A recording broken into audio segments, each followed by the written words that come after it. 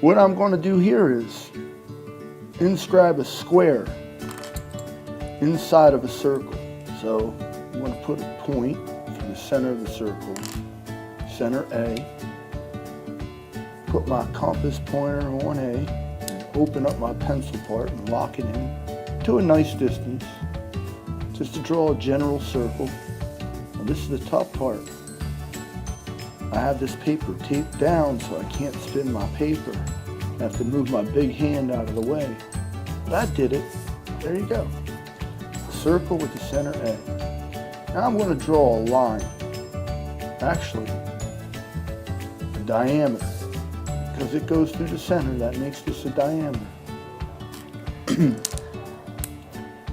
Now I want to label this B. I want to label this intersection C. And the center is A. So I have a diameter BC. And A is the midpoint. But what I want to do is I want to construct the perpendicular bisector of BC. So I put my pointer on B and open my pencil part all the way up until C. I almost made this circle too big, but my compass here just fits.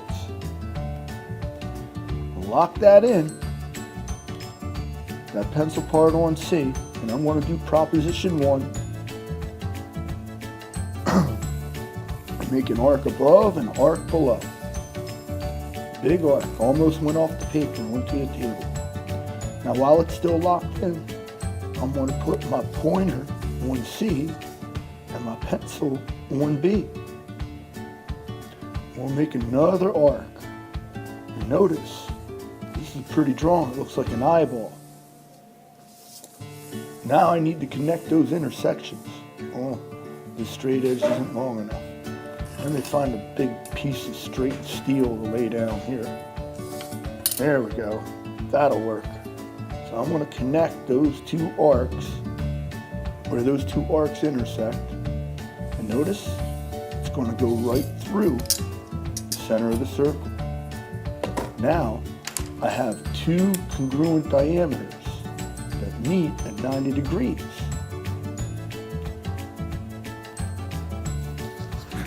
I'm going to label that D and E. Now, BE, since it lies on a perpendicular bisector, is the same length as BD, because it lies on a perpendicular bisector. Now, CD lies on the perpendicular bisector, so it's equal to the other edge. And EC lies on the perpendicular bisector, so it's congruent to BE and CD. So we have 3 sides, or 4 sides that are congruent, and the diagonals are congruent. These are all the criteria for a square.